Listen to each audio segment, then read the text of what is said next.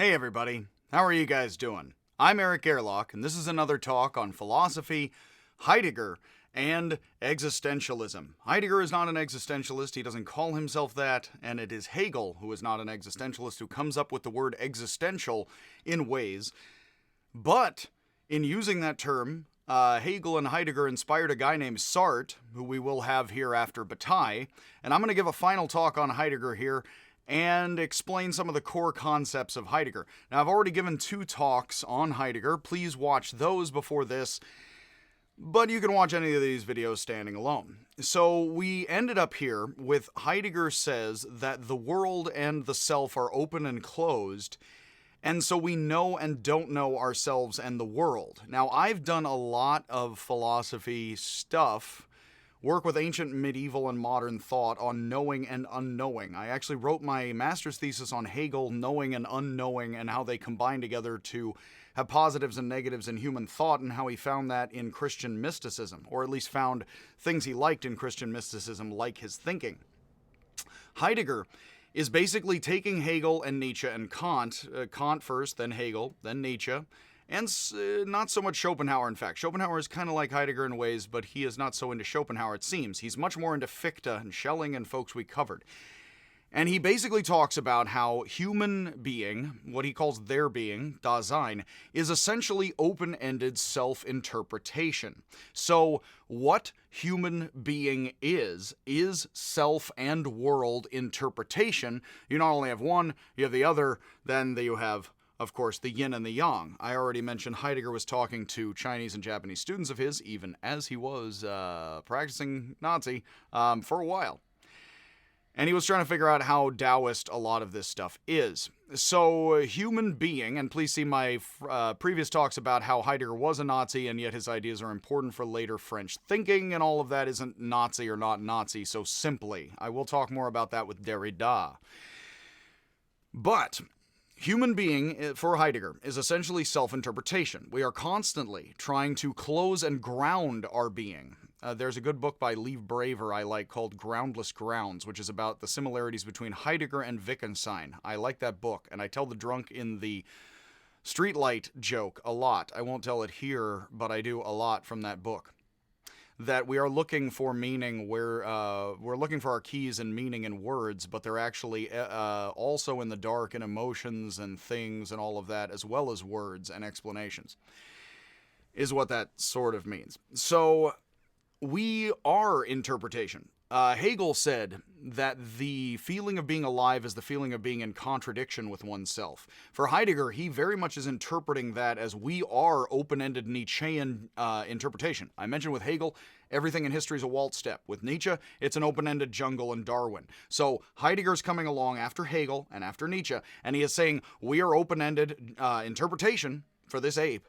And we are nothing more specifically than this. This fits into Lacan's Le Petit Objet and other unobtainables in life. If you think about a lot in psychology and fiction that's unobtainables, again, I mentioned the briefcase with Pulp Fiction.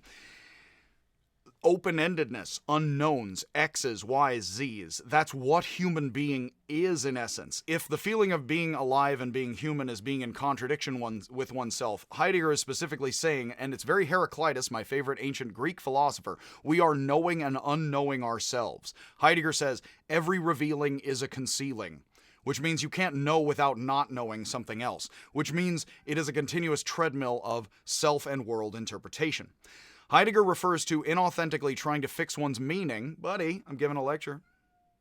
I know, buddy. Gotta give this. He is little Leo, the snow goat, is bleeding as I give lectures, but I have to push on, and he occasionally listens.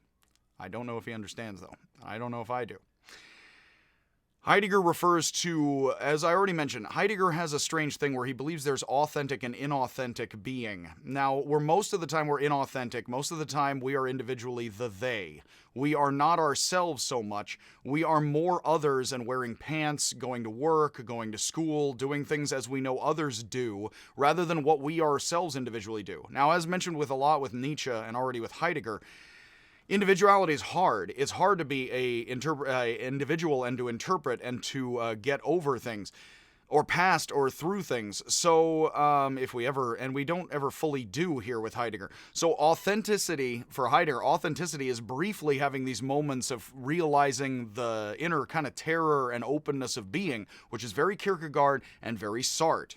Sartre comes along, and it's very much like evil enlightenment. It's very much anxiety is at the root of our being. We have brief moments where we pierce through the veil and understand how scared and afraid and alone and afraid of death we essentially are. And then most of the time, though, our identity, what we think about politics today and all sorts of types of people, right? We are mostly falling and fleeing every day, is what Heidegger says. Most of human being is falling and fleeing. This is very similar to the monkey mind of Buddhism. In Buddhism, there is the Buddha taught in his early teachings that there is the mind is like a monkey jumping from branch to branch and never being satisfied. Most of the time, we are falling and fleeing rather than authentically experiencing existence, but that authentic experience of existence is not a happy enlightenment for Heidegger. Some Japanese Heideggerians do think it is and combine it with Buddhism and Zen in ways, but Heidegger very much Kierkegaard, the moment of truth is kind of a horrible ordeal. We can foolishly run from our true selves into socially constructed meanings as set and given. I like to say hiking a well-defined trail in REI gear, nice hiking gear, which is not full individuality for Nietzsche and Heidegger. It is more trying to sort of try hard, as the teenagers say. It's trying to be individual, but it's trying specifically to be an individual, which, of course, isn't really being an individual, which is a real bind, isn't it? How the heck are you going to get out of this? Well, you don't fully. It's very Zen. I like Zen. It says, Joshu is my favorite Zen master.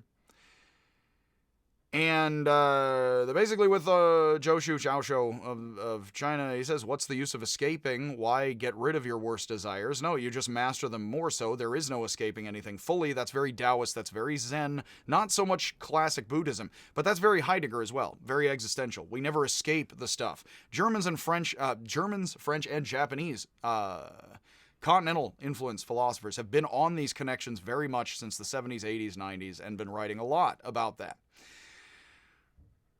So, but unlike for Kierkegaard and Nietzsche, one of the key things here is for Heidegger, being and the one, the mass, the you, the individual is always very social. Now, it is social for Kierkegaard and Nietzsche, but for Kierkegaard and Nietzsche, you want to strive out as an individual in order to strike out and be authentic. For Heidegger, it can also be found equally in the they and the social, which of course, again, hippies and as well as Nazis want a kind of identity rebirth, or many different types of people, not to equate those two. But if you seek a social rebirth in your identity, that's really somewhat kind of giving up a little bit on Nietzschean individuality, isn't it? But Heidegger is not so much the individualist as much as Nietzsche is, because Nietzsche really doesn't see anything. Like for Schopenhauer, there's just melting back into opera. For Nietzsche, there's just standing out as an individual. For Heidegger, there's more standing out as a social movement in a time. Think about the social movements of the time and people being inspired, of course, for better and for worse. I am a child of children of the 60s, so this is the time, we feel the spirit, the zeitgeist, again, the time ghost. And yes, we automatically and unconsciously, now the real interesting thing that Heidegger takes it here, and this is a very interesting point, he says that this affects how we deal with objects in our daily life. Time, much of Heidegger is time, bound up with time. I like to give the example, not just dropping the soap in the shower of my friend, Mike, but that there's also the building a bookcase. I do a lot of things where I have neighbors. I'm trying to give these talks when it's not 7 a.m, so I'm annoying people, and I'm lining right behind the camera with books, like behind me here, so that I can put everything together. Now, if you're putting together a bookcase, it's interesting to think that you would or would not hesitate. Perhaps you're on meth, and you build bookcases all day long, and your neighbors are calling the cops, and you don't care. But if you would feel like or not feel like wordlessly building a bookcase at the appropriate time, depending on what a jerk you are or how you're feeling things out, yes? That's what Heidegger is kind of talking about here, where as he talks through his thinking, it's very clear that he believes that time is set up by our social identity, which is very brilliant and interesting. This is the kind of thing where even though Heidegger was a Nazi, he actually has very interesting aspects of what he's adding to Nietzsche that then French thought is going to pick up on as developments of Nietzsche's thought, which they will then take in their own directions freely as they want to. As Derrida says, doesn't matter to me, he's a Nazi. I'm going to do all sorts of cool stuff with this. Think about how, in fact, to enter into gender here for a moment, there is something towards about masculine behavior. Here, I don't mean to be policing, you know what I mean, gender, or saying it's categorical. There's something about male masculine behavior and female feminine behavior, which psychologists say it has to deal with time. Very much women are oftentimes, or feminine behavior, this could be any individual, and again, not to judge gender or pronouns or anything like that. More effeminate behavior, if we learn it, is being more chatty, more openly emotional, whereas male behavior is often closed and a bit more poker face. As I've been mentioning a lot lately, a woman singing Poker Face, Lady Gaga, is more meaningful. I actually did look that up and make sure. Yeah. But basically, it's like for a man, a poker face is kind of often, it's like if you don't have a poker face, you're considered effeminate and gay. Much love. I've known a lot of gay and lesbian people, and I have many friends. And again, trans folks, etc. Yes, co-workers, friends, etc. So, with all of this, and much love, and I'll get out of gender here, temporality affects how you live being a man or a woman. If you are living as a man or a woman, and if you are enacting masculine or feminine behaviors as that, whether or not you know what you're doing, and if you're imitating others being effeminate or masculine, you are talking more or less, and you're spending more or less time talking and experiencing time differently. Men interrupt women and then clip conversation closed quicker than women often do, because men are trying to kind of close up the conversation and get to something kind of else or have it affect. You'll notice the women want to more lengthen conversations, men want to kind of, okay, now we're going to do this, and there's a lot of jokes built on that kind of stuff. Again, these are gendered behaviors that anyone can enact. I am somebody who loves acting like a crazy person in all kinds of ways, and my family is not typically typical in their behavior, gender-wise, or etc. So much love and happiness. But here, what I mean is if you're more masculine or feminine in your behavior, and if you follow me thus far, and I do believe that psychology does suggest there are things to this, while it's more complicated than categories or nature and nurture, so simply, you would experience time differently depending on whether you're male or female in your behaviors, like whether or not to listen to people more or less. That would affect how you build a bookcase at night or not, yes? That would affect everything. So think about how much of your being. It's like you would talk to people, spend time hanging out with them more or less, or quickly, okay, get over this conversation. That affects your time, that affects your mind, that affects beings, that affects what hammers you see on the desk or not, that affects everything. That's really in a nutshell, without going on and talking a bunch of complicated Heidegger. When you get into whether or not you build a bookcase at night because of who you are, that is social construction of identity and the kind of stuff that later thinking will take pieces of Heidegger into very effectively.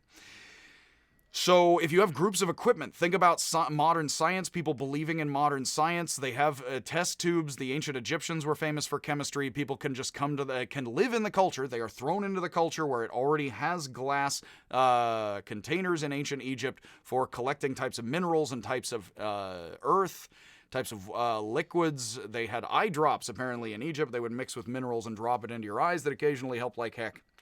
With priests who would be more into healing things like eyes, as well as, I'm not sure how they systematize that entirely. It may be very much lost to the ages or in texts that have yet to be better translated. But with all of that stuff, you'd be thrown into a culture where you'd be like, well, I just trust the stuff. This is why with Nietzsche and Heidegger, I constantly bash science a lot. It's because just in defaulting to, well, this is the institutions that have objectivity. Take the longer view of history, historicity, as Heidegger says, with Nietzsche or with Heidegger or whomever you like, perhaps Kierkegaard, and you will notice humanity being very human consistently, in spite of their beliefs. So originally, shamans were individuals who survived near-death experiences often, or ordeals that caused them to somewhat look at the world differently. Heidegger doesn't bring this up. I'm bringing it in from some pragmatism, and also it's a bit Nietzsche. So we only pay attention to things when there are problems. Now we're going to get Bataille next, and rupture. Breakage from Breaking Bad, which is a certain type of rupture in business practices, whether or not they're legal. But rupture is interruption in the process, something like paradigm shift. Heidegger is bringing in something it's my friend Mike with while you're alone in the shower or with loving company, dropping the soap in the shower. Yes, much love. Is that with all of that, that it's only when problems, I tell terrible jokes. It's only when there are problems and there's interruption, not order, not logic entirely, but then reordering, rupture in logic and practices and behaviors, that then you can have change and development. Wittgenstein does not put such an emphasis on rupture and breaking the practices and shifting the practices, but he does very much present a picture like Heidegger here, where it is really, we are only paying attention to some things, everything else is in the flow. There's a very important similarity between Heidegger and Wittgenstein here, where we're only articulating what we're looking at. We're only thinking about what we're looking at. Everything else is part of the flow. So if you think of yourself, I'm so smart for believing in science, or religion, I'm so moral, technically, as an individual who you don't know better or worse about, you were thrown into a world where you can trust science or religion as institutions, and comprehensive practices of feeding orphans, making chemicals, going to war, hopefully shoring up peace, occasionally, somewhat, through war, I don't know, human behavior, and all of it's the Department of Defense, it's science is the sword and shield of empire, is the motto in Latin of the London School of Economics. Good school. That essentially, the worse the problem, the more long-term planning must be involved, the more our social roles, the more our identities constructed, gets involved somewhat. That doesn't mean things don't happen, it means things happen as very human. So Heidegger does use the example of a hammer on a workbench. He doesn't say building a bookcase. I brought that in as I read Dreyfus's Being in the World. Dreyfus's Being in the World is still a great book on Heidegger. One of the books in English in America that was excellent on Heidegger, which is how Dreyfus got his teaching position teaching Heidegger, who's not a typical American-taught philosopher in analytic America, at Berkeley Town, this town I'm in. Took some classes with him, took 2 with him, and then took some others with others related. Heidegger says there is a hammer, and Dreyfus goes on about this in Being in the World, his book explaining Heidegger in English to people, which is sometimes much better than reading Heidegger. The first half of that book is highly praised. The second half, which is about sort of mid Heidegger, is people have questions about, famously, but then again, scholarship is scholarship. There's always more to perfect. Dreyfus really nailed the first part of being in time for people in his Being in the World. So that book, if you are at all into these thoughts, picking up a copy of Being in the World and reading through some of the first part would be good for you. Things are only articulated in thought thus. Thought, for Hegel, is kind of a negative thing. It pays attention where there's differences or problems. Think about how you're usually thinking about something not bad that you hate, but something you can work more on. Something there's bad things about that you could then, if you're feeling good about it, there's still bad that you can do good. Not bad meaning bad, but bad meaning good. With Run DMC. Yes, I'm a child of the 80s. That was seriously Run DMC and Beastie Boy tapes were like what the cooler kids, the older boys who were like 6 and 7 had when I was a kid and was so damn cool. So, with all of that, Heidegger calls the present, such as a rock, and available, such as a hammer, modes of presencing as well as modes of concern. He also calls the hammer and the lumber mill, as opposed to the fallen tree things, he calls ready to hand a lot, which, as he's looking and staring at a pack of soap and worrying about packaged soap with advertising on it, the increasingly industrialized world being ready to hand is a theme which, of course, many thinkers and people would find very interesting. We are making the world ready to hand, which allows a lot of people to believe in the Catholic Church in Middle Ages or in science in modern times as a distinct thing from the church, I guess, and priests, in which there's so much ready at hand, there's so many chemical procedures since Egypt, that we can just take it all for granted and say, well, we know stuff as an individual, when you and I don't maybe know much about organic chemistry much at all. Hopefully you do, because I don't. Heidegger argues that equipment which best allows us to be absorbed into its use, while also calling attention to the situation of its use, is the sign. Wittgenstein is very into signs as well. Structuralist, post-structuralist, and postmodern thought in France will be very into signs. Think advertising, think, I have a sign pointing the way to San Jose. There's an old forgotten song somewhat now, Do You Know the Way to San Jose? I still know it from here. Haven't had a car in a little while. With all of that, not getting on BART right now, waiting a couple of months, a month or two here. And again, we're still in Plague Central time right now, although there's cracks a-showing. So Heidegger uses the example of a turn signal on an automobile. That's a very recent example, isn't it? For all the philosophy we've been covering so far in 20b, with modern philosophers, a turn signal is a ridiculously modern example. Now think about how that's ready to hand. Think about how the car is built with that in it. You are thrown into a world where there's turn signals being not used enough, right? So you do and don't use turn signals as you should and shouldn't based on other people's behavior, you being the they very much. And here, of course, how do you authentically use a turn signal as a pure individual? Think terrible performance art and then anything better than that. With all of that, it is a struggle to occasionally have... It very much is like moments of ego death and dissolution of the self listening to opera with Schopenhauer. Being authentic is extremely hard for Heidegger. In fact, he doesn't give a clear path as to what or how to do it, other than kind of have it happen to you. Heidegger does speak about the world as if it's the world that's intentional. It does it. Very much our brains are kind of outside in the world as our minds. So our minds and our brains, if you like, this is in Heidegger speak, are doing the world we're thrown into at us. So it's very much like the world calls to us, is signaling to us with the signs, which is our mind signaling to, the talking sort of to itself with us and all of that, in a sense. Don't take that too hard language, though, because, again, it's not like the mind needs to talk to itself in words all the time. Hey, that's a rock. Hey, that's a tree. That's a nice shade of green. It can just do that with things other than words as well as words, which we'll get to.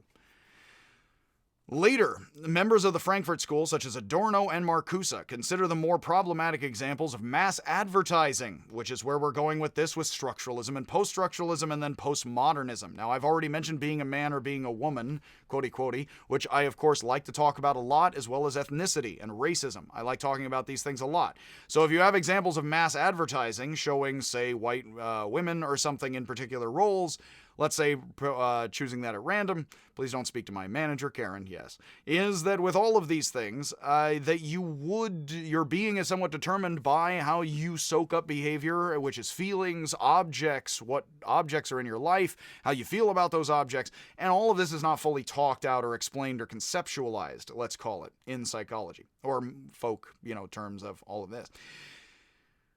So...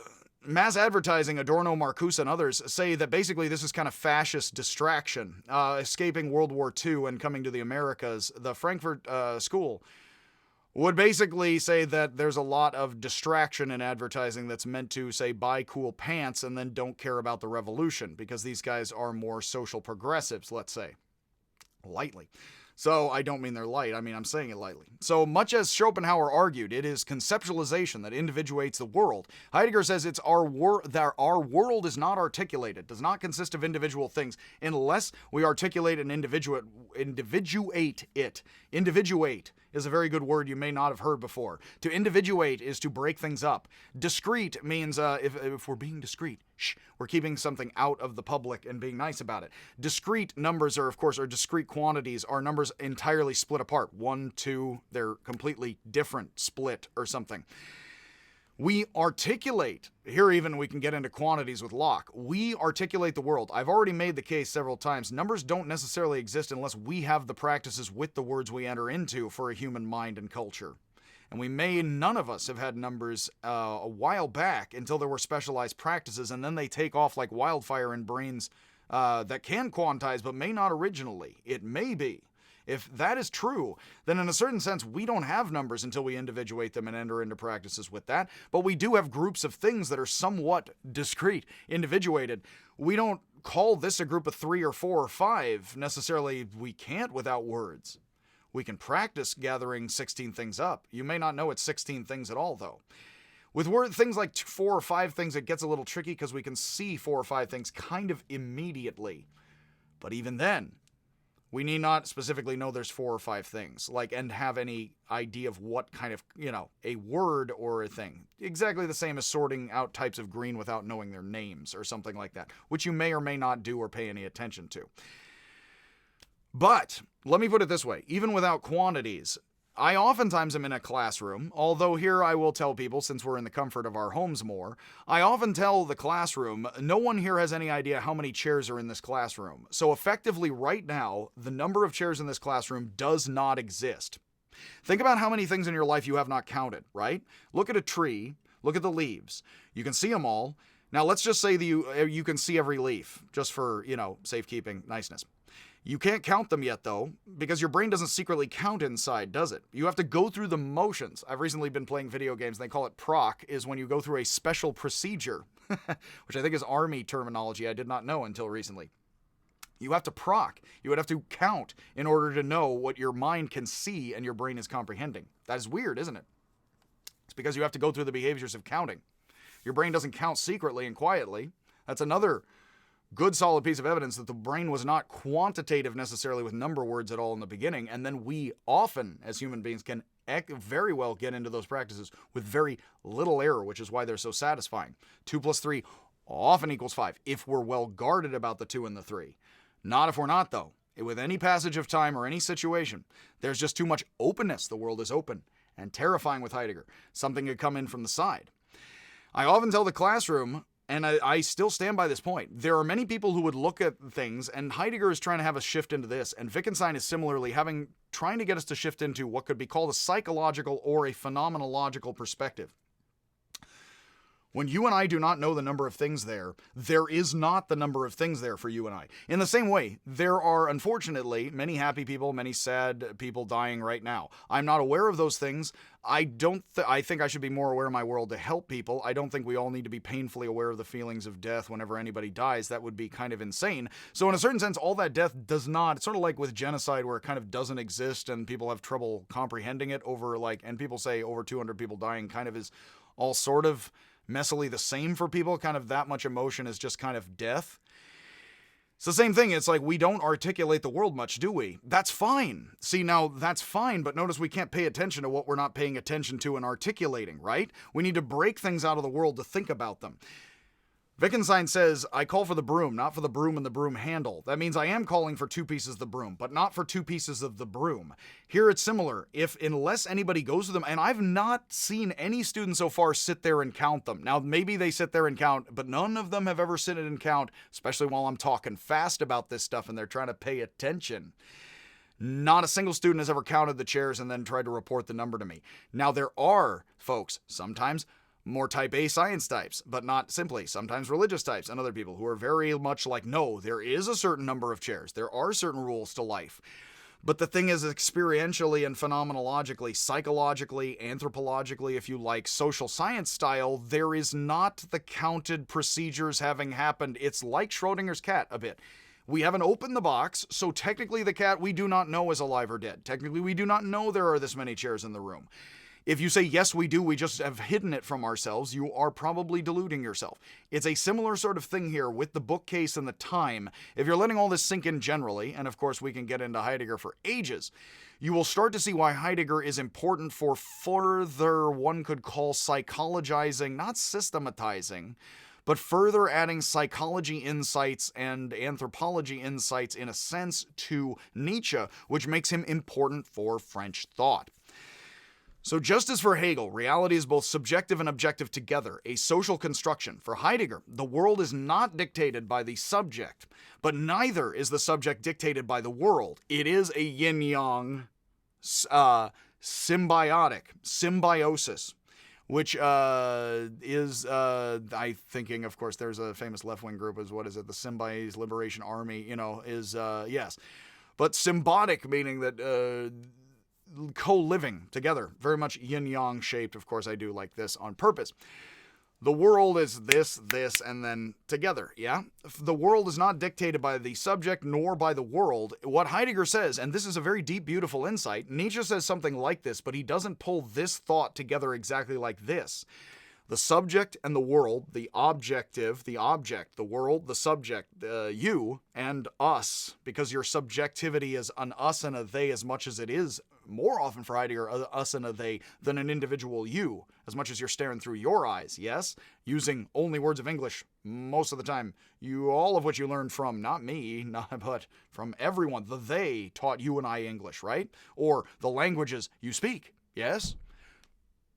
That's what we're talking about. So the world is not fully, this is very much the picture of Heidegger that's very Wittgenstein that's cool. The world is not a fully set dead object that's closed up. It is something in interpretation. You are not fully closed up. You are also in interpretation. So there are some of the philosophies we've covered so far that anchor meaning in the world, and then the self is somewhat, well, who knows? There's others who anchor it in the self. That's Kant, even in most objective dogmatic thought. He anchors it in the frame of the mind, says that 2 plus 3 always has to be the same thing for us if we're good people. Or morals never lie. But the thing is, if the self and world are both open, Heidegger knows his Kant. He knows his German philosophy. He is reading Kant and then Hegel and then Nietzsche, along with a bunch of the others we've covered. So you can see how actually saying he's talking to Chinese and Japanese students, he's studying the Tao in German, a simple version. He apparently quotes Zhuangzi at a meeting of folks, unfortunately again, all too Germanness, with a lot of this. He quotes a lot of the East Asian and Chinese thought that I like in order to say the world is open and closed and the self is open and closed. Which again, if you say this is very weird thinking for a card-carrying Nazi, yeah, it takes all types in each era, doesn't it? You know, in all sorts of ways.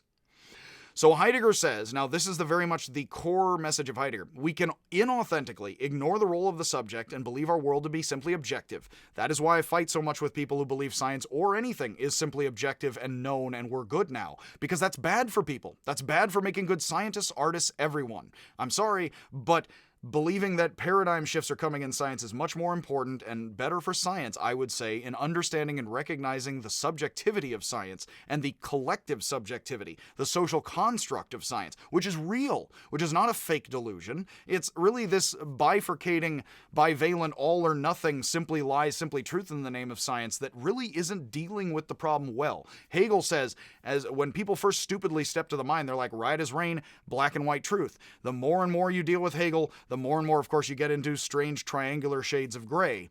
It's the same thing here. As soon as you want science to be fully fixed in the world, you don't have it. As soon as you want the world, let's go beyond science. I keep attacking objectivity in science because most people would understand the knowledge of the world to be science, which is why I refer to it as thus. That the world is not simply subjective or objective. The self, you don't get to just tell everybody what you mean, and now it's, this is very Alice in Wonderland. I won't get lost in that right now. You don't get to tell everybody just what you mean, and now you're done. If you make a point as let's say here, getting back to gender, you make a point as an anti-feminist or as a feminist, you don't get to just say that, and now you don't worry about what any other feminists or anti-feminists say, right? Let's leave that there and not talk about any issues here. You have to struggle in the world with others like you and not like you, which means you don't get to just say A or A, B or C, and now you're done, which means you don't get to just mean stuff. This is not just Kant's glasses. This is you don't get to just declare Zerblatt means purple now. I'm done. This is Alice and Humpty Dumpty and Wittgenstein, and I will leave that all off until Wittgenstein, because I'm attacking it from a Wittgensteinian perspective as I normally would my Heidegger. So I'll leave that off here. I like Wittgenstein more than Heidegger. They're very similar. So in a certain sense, you don't use your own language. You don't, and the world is open and closed, and you are open and closed. And it's symbiotic. Think the yin-yang, the black and the white and the black, and them twisted together. So our environment determines us, but we can recreate our environment. While a sign directs us, orienting us in a shared world, we can, individually or socially, ignore or redesign, not redesign. Yeah. You reread or rewrite design. I will not be insulting more, and can reappropriate our equipment and social roles. That would be the most construction of your identity and innermost self you have. As I will mention with Sartre, I like to tell the Californian students here of a multicultural classroom, if you're a white guy like me, you walk past a Latinx person, doing labor, and they look you in the eyes, you look at them, and then you avoid their gaze or something. You are, in a certain sense, afraid that any human being can reappropriate and change your reality for you. Not that they will much, but they could, and that is painfully intimately that we're open. We are open-ended. My whole existence could be reinterpreted by others, and I can't help that because I use English, because I use social systems, because I use not only government procedures, I use words of English, and I use society beyond politics and the social beyond anything institutional or political. So this is very much Dada artists right at this time. Heidegger is supposedly seeing some of this performance art. He didn't come up with these ideas entirely himself. There's of course a lot of precedent for these, but Dada artists are going on. The first modern artists are taking things like Duchamp famously takes a wheel, mounts it on a stool. Now the wheel is up in the air. Why is the wheel up in the air on a stool? Well, because he took the wheel off the ground and put it up in the air so it can rotate freely for no dang reason. It's obviously making a complex point about technology and society, roles, use, but reusing a wheel being like, now it's on a stool, it's up in the air.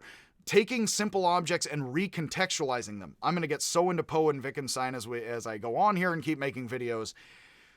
Simple plot twists, simple situations, show us meaning and truth better than anything. Why? Because things are highly situational and contextual. Things are highly psychological, if you like. If you still want to maintain, I usually don't, there's an absolute objective fixed form of truth, fine, or meaning, that we uncover or still are. I don't argue for that. In fact, I argue against it. But if you are going to be the kind of person who says there is fixed form of objective truth, sure, but at least let's say it is highly, highly situational and contextual.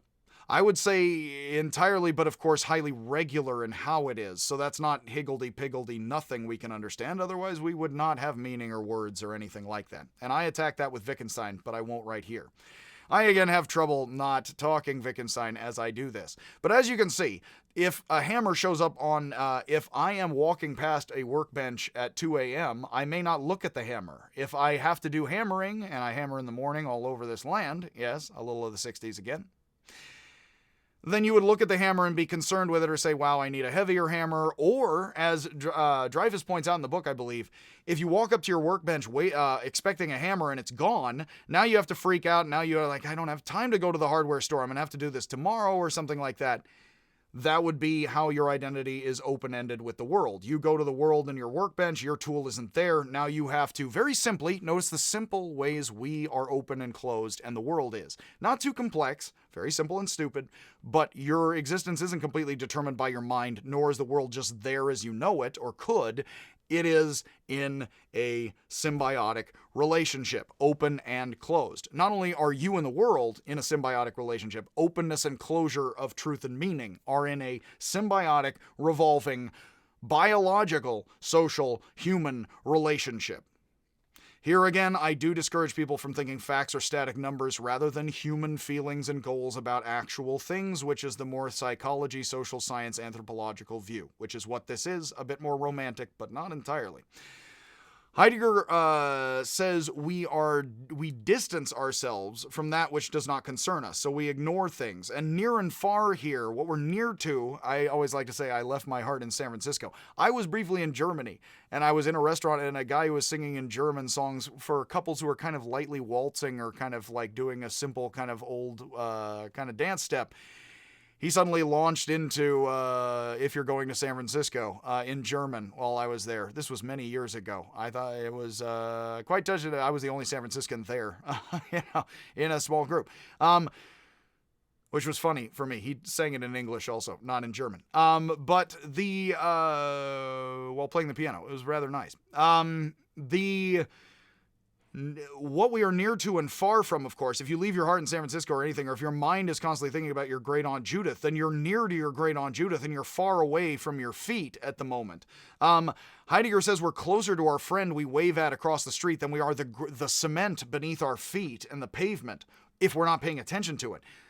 I have actually mentioned to a friend, my friend was like, well, it depends, my friend who is more science-minded was like, well, that sort of is back and forth. And I said, what if we did a frequency analysis? This is what social science is all about. What if we did a frequency analysis and we wondered, how often do you use the word near to something? Do you more use it in articulated inches, or do you use it more to talk about you're not only vaguely physically near something without measuring it or quantizing it, but most often that you are close to someone personally?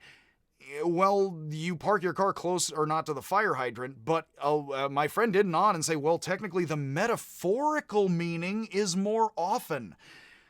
Is it the metaphorical meaning then? This is the kind of stuff where if we are near to people more metaphorically in how we use our language than we are 6 inches to the left, the metaphor is more the concrete reality in the use of the language. And if you say, no, it isn't serious, what do you mean serious here, right? We're doing behaviors and they work. From a functionalist pragmatic point of view, if I say I'm near to someone and I use that more often than I say I'm 5 inches closer to you or not, human beings would use your near to somebody language more as far as intimacy, and that's most important, then I'm 3 feet away from the person most of the time. Which means, in terms of human beings, we would use proximity to mean care and metaphorical concern, more than literal. Remember, human beings have writing rather recently. So, as it reads is, of course, itself an interpretable thing. Sometimes, plenty, or perhaps always. So Merleau-Ponty, who was very influenced by Heidegger along with his friend Sartre, recognized that we use the word grasp to signify understanding. Lakoff and Johnson do a lot with that. Heidegger argues, yes, again, the ground beneath our feet, the setness of the understanding. So let's see here. For Heidegger, I have here a little bit on Merleau-Ponty. I'm actually going to break that out of these notes and put that with the French folks and a separate thing. I need to remember to break that out and put that into France and on the menu. And I'm going to be working on the site a little bit. And I've already talked about the they and a little bit of these notes. Some of these notes actually get into some of the later thinkers. And yeah, I have actually, in my ranting, as usual with Nietzsche and Heidegger, actually covered a great majority of these notes. There are some wonderful pictures, by the way, which I used to illustrate some of the Heidegger things, of Heidegger using a water bucket near his cabin in the Black Forest. And of course, that is Heidegger struggling with technology or not. That's a photo shoot from the 70s, I believe, after he was past the denazification committee of the Americans. And there are folks from all over studying with him and such in grad school who can. And somebody took a black and white photo shoot of Heidegger struggling with a bucket because that is, again, the they, the Heidegger, the technology, and all of that. So let's see here.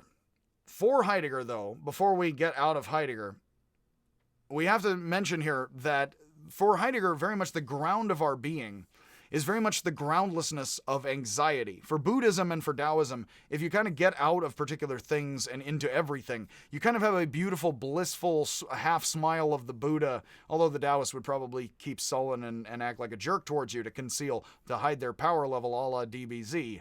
Or white supremacists, which hopefully they were not, and could not be. So, like Nietzsche, who argued we have to have the courage to face the void and then create for ourselves as well as create ourselves. The Taoists say the self is the greatest work of art one works on always. The greatest skill is skill at the self, which is all the skills combined. Heidegger argues that we can run from anxiety by finding something to fear. Funny enough, he was a Nazi. Nietzsche was an anti-nationalist and anti-racist, decently, I argue. We can face it. Face the anxiety, face the music, and face the energy that we then use to transform into excitement to do things. This is very Freud, where the sex-death energy, which Freud is writing his ego, superego stuff right at this time with Being in Time.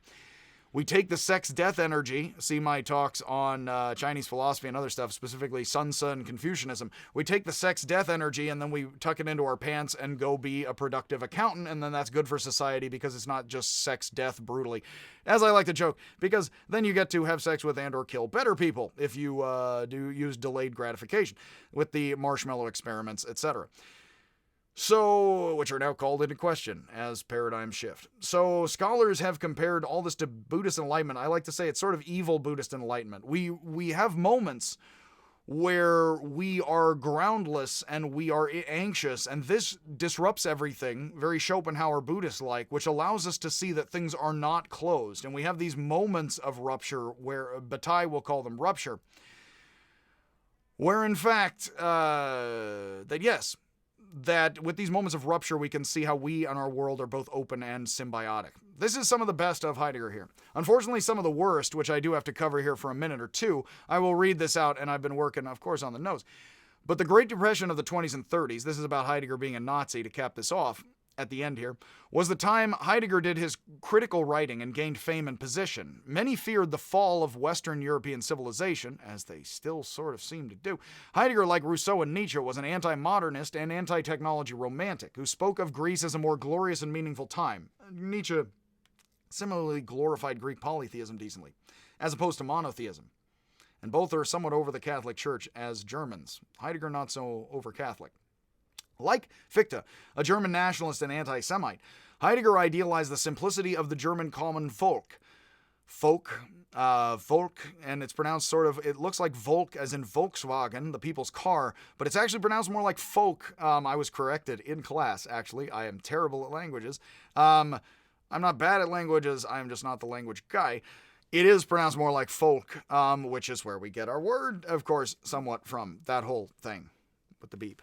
For a period of 7 years, from 1931 to 1938, Heidegger was a member and supporter of the fascist Nazi Party, as it rose to power and took authoritarian control of Germany and Austria. Though he eventually came to doubt the party, spoke critically of its development, and was put under surveillance by the Gestapo, the Nazi secret police, he enthusiastically embraced their rise, seizure of power, spoke at propaganda rallies in several cities, and openly spoke of the Nazis as a rebirth of Western civilization. How is it that he believed the Nazis, a fascist regime enthusiastic about racism, censorship, and brutality, were a magnificent chance for questioning, renewal, and transformation? Again, I'm on the left, so a bit of Robespierre, of course, unfortunately, to be all around. Heidegger told the Allied Denazification Committee that he hoped the Nazis would drop racism eventually and just be cool with Jews and stuff. Weirdly enough, actually, the first fascistas, I believe, as Mussolini, had powerful conservative Jewish backers at first, was not his only backers at all. It's not that fascism comes from Jewish people. But then, as Hitler started to get increasingly work his anti-Semitism, Mussolini actually decided to switch over and become hardcore, I was going to say misogynistic. I'm sure he was that. Anti-Semitic, whether or not, again, we're going to talk about Hannah Arendt here, is that, actually Mussolini decided that Hitler's anti-Semitism works great for fascism, and so switched to the Nazis who were sucking up being fascists from the Italians. So Heidegger, again, very infamously, had an affair with Hannah Arendt, who is possibly the most famous of female Jewish philosophers, at least one of the most recent, and there are only recently female philosophers, sometimes, of course, written down and published, who went on to become a major political philosopher and a supporter of Heidegger's ideas, although she very much has her own independent system of thinking that's quite independent. Sadly, while Arendt stood up for Heidegger, arguing his philosophy did not lead to fascism or anti-Semitism, the Black Notebooks, of course, were published after his and her death. Recently, I think 2014, they have very serious anti-Semitic passages in which Heidegger does consider Jews as inferior and or ruling the world. So that itself definitely is sad as all living heck. Arendt is famous for the banality of evil. She watched the Adolf Eichmann trial and said, "This man is an accountant." And now there's a great movie I highly recommend called Arendt. It is about actually how she struggled with her own fellow folks and her fellow community, saying that the Nazis are accountants. They're not really monsters. I mean, they did monstrous things, but they're normal human beings who are accountants, and isn't that terrible? Called The Banality of Evil. The everydayness, and the mundaneness of the worst things ever. And if you like that idea at all, it is a very powerful movie because there's a guy who's dying, her friend, he says, "I don't want to see you again even though I'm dying," which is a moving scene because he's like, "I just cannot support Israel and Judaism and things, and have you saying the Nazis are not monsters, are just accountants or normal people." And she said, I have to do what's right. I have to argue what I feel to be the truth, and that is the truth. I have to stand, I think that's an incredible position. Again, obviously, in spite of the affair and the hardship, and of course Nietzsche says life is messy and terrible, and great thinkers have earned the right to be wrong. Hopefully not pulling, using that card all often on purpose.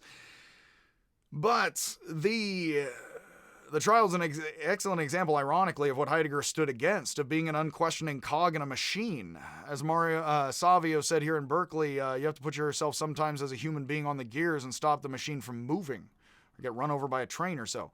So being symbolic of the brutality of the Nazi regime Heidegger supported at the same time. As for myself, I've always admired... I am not supportive of that. The language is awkward there. I always admired the anti-racism of Nietzsche and Bataille. At least I have now, since I've known a Bataille for a while. Nietzsche and Bataille are not everybody's cup of tea. They are very weird and offensive in ways, Bataille especially so.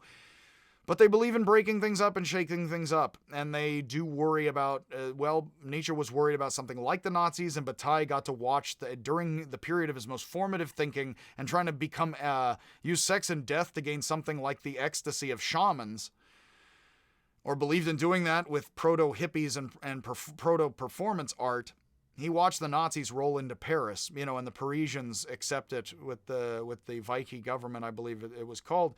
And then be like, oh, glad we're not Nazis anymore. Well, that was terrible. We never were, kind of. And got to watch humanity go through, the French go through sort of succumbing to the Nazis and then popping out of it, which drove a lot of the generation following Bataille into a bunch of Nietzsche and Heidegger, and then Bataille at Kojève, which Bataille was at Kojève's lectures, and all of that. So, thankfully, another thinker, this time French, comes along who loves Heidegger's thought but hates the racism of both the Germans and the French, and that is going to be Sartre, although he is somebody sympathetic to Stalin in a way Camus no can do. All right, well, that is the final talk on Heidegger. Hopefully you enjoyed that. I am going to follow up with a talk on Bataille first, and then a talk on Sartre, and then we will have cleared the stage for the structuralists, the post-structuralists, and the postmodernists, and then we will be done with the thinkers for the class. I'm still going to do a lot of Wittgenstein. I do consider him a Germanic, but this is actually very much the end of the Germans and the beginning of the French. Other than the Americans, the pragmatists, the positivists, and others, we will cover a little bit. Along with other stuff, I am going to do a bunch of French thinking for and with you. So that said, bon, and have a beautiful day, mon ami, mon petit chou, my little cabbage. And we will move on to the French folks, Bataille, yeesh, and some Sartre, also a little yeesh, and then some folks like Merleau-Ponty and others I've been mentioning. So much happiness, much love, much sunshine, even in the cold today, and being indoors. So happiness, much philosophy, talking about talking, and me being able to talk. And I will see you, if and when I ever do see you.